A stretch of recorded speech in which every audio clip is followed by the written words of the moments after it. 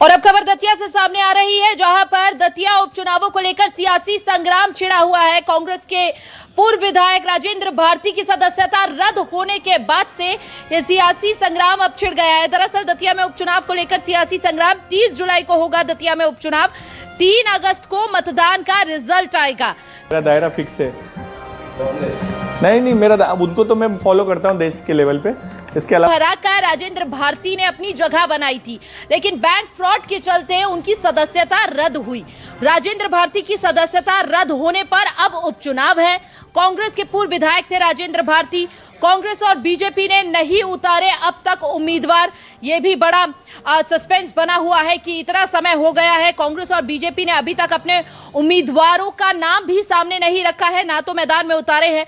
बड़ा सस्पेंस बना हुआ है। लेकिन यह भी कहा जा रहा है कि दतिया सीट पर एक बार फिर से नरोत्तम मिश्रा जो है काफी एक्टिव मोड में नजर आ रहे हैं, जमीनी स्तर पर दिख रहे हैं।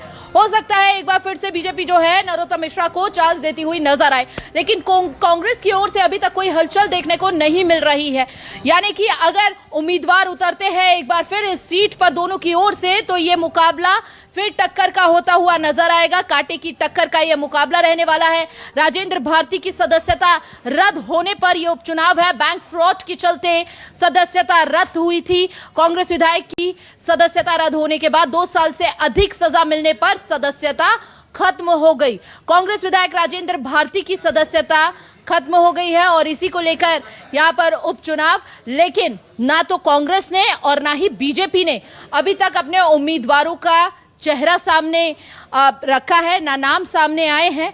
बड़ा सस्पेंस बना हुआ है कि आखिर कौन कांग्रेस और बीजेपी की ओर से उम्मीदवार होंगे। अब इस सीट पर राजेंद्र भारती की सदस्यता रद्द होने पर यह सियासी संग्राम छिड़ा हुआ है।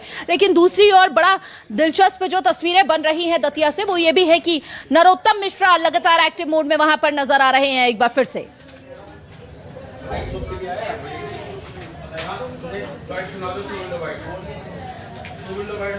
तो देखिए, बीजेपी से नरोत्तम मिश्रा दतिया उपचुनाव में कांग्रेस के दावेदार कौन कौन हो सकते हैं इस रेस में, एक बार वो आपको तस्वीरें दिखा रहे थे हम। साथ ही इसे लेकर सियासी संग्राम भी लगातार छिड़ा हुआ है। 30 जुलाई को होगा दतिया में उपचुनाव।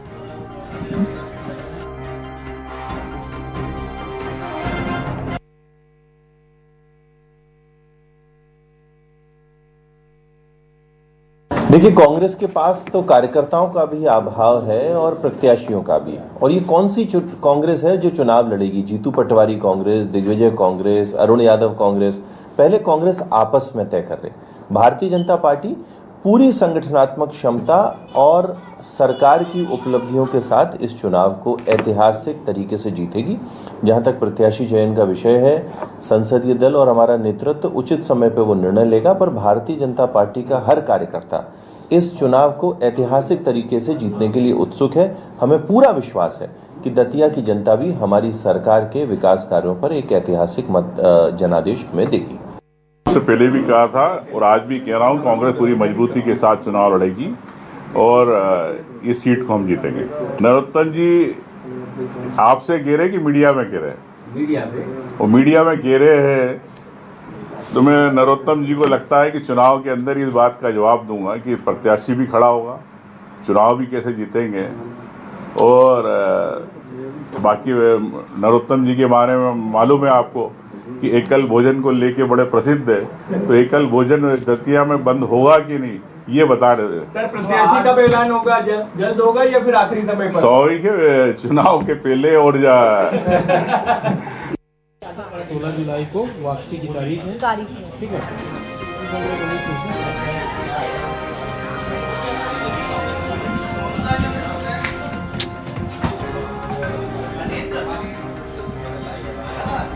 ज्यादा जानकारी के लिए सहयोगी शब्बीर अहमद हमारे साथ जुड़ चुके हैं। शब्बीर, सबसे पहले तो आप ये समझाइए कि यहाँ पर नामांकन की तारीख शुरू हो चुकी है, इतनी लेट लतीफी कांग्रेस बीजेपी दोनों की ओर से आखिर क्यों?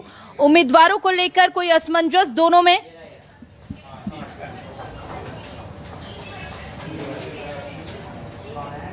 देखिए हिमानी, दोनों राजनीतिक दल, चाहे कांग्रेस की बात करें या बीजेपी की बात की जाए, दोनों के दलों की तरफ से दावा किया जा रहा है कि वो दम से चुनाव लड़ेंगे और दतिया का दंगल जीतेंगे, सियासी दंगल जीतेंगे। लेकिन प्रत्याशियों के ऐलान की बात की जाए, दोनों दलों ने अभी तक के करीब करीब 3 से 4 दिन हो चुके हैं चुनाव के ऐलान हुए हुए, और 13 तारीख बात की जाए तो नामांकन की आखिरी तारीख है, 14 तारीख को बात की जाए तो नाम वापसी की आखिरी तारीख है, और 30 जुलाई को वोटिंग होगी और 3 अगस्त को रिजल्ट आएगा। लेकिन अभी तक की बात की जाए करीब करीब 1 सप्ताह बचा है नामों के ऐलान को लेकर।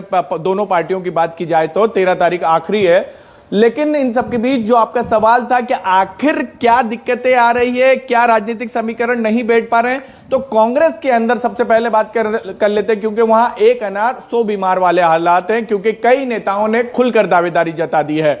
एक तो राजेंद्र भारती के परिवार से 2 शख्सों के नाम निकलकर सामने आ रहे, एक उनके बड़े बेटे हैं, उनका नाम निकलकर सामने आया, उनकी पत्नी को लेकर भी ये चीजें निकलकर सामने आ रही है कि पार्टी उनको टिकट देने के पक्ष में है, शोभा भारती को। वो राजनीतिक रूप से इतनी सक्रिय नहीं रही है। लेकिन इसके अलावा बात की जाए, 2 जो प्रमुख नाम है जो राजेंद्र भारती के परिवार के अलावा, और वो दोनों के दोनों जो हैं वो सामान्य वर्ग से आते हैं, राजेंद्र भारती ओबीसी वर्ग से आते हैं। एक है अवधेश नायक, और अवधेश नायक सबसे मजबूत दावेदार हैं कांग्रेस के अंदर, क्योंकि 2023 में उनको ही टिकट पहले मिला था, उनका टिकट काटा जाता है 24 घंटे के भीतर के अंदर, और फिर राजेंद्र भारती को वहां से टिकट मिलता है, फिर राजेंद्र भारती वहां पर चुनाव जीतते हैं। एक और है घनश्याम सिंह जो ठाकुर समुदाय से आते हैं, और उनका भी पलड़ा इसलिए मजबूत है कि वो भी दतिया से विधायक रहे हैं, बाद में वो पड़ोसी सीट सेवड़ा चले गए थे, वो भी दावेदारी कर रहे हैं। तो कुल बात की जाए दोनों ही दलों में बड़ा सस्पेंस बरकरार है। और सोचिए जरा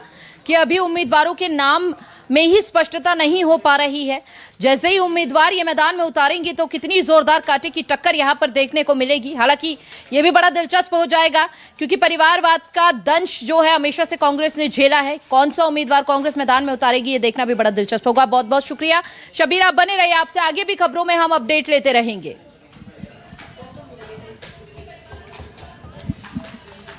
तो देखिए, यहां पर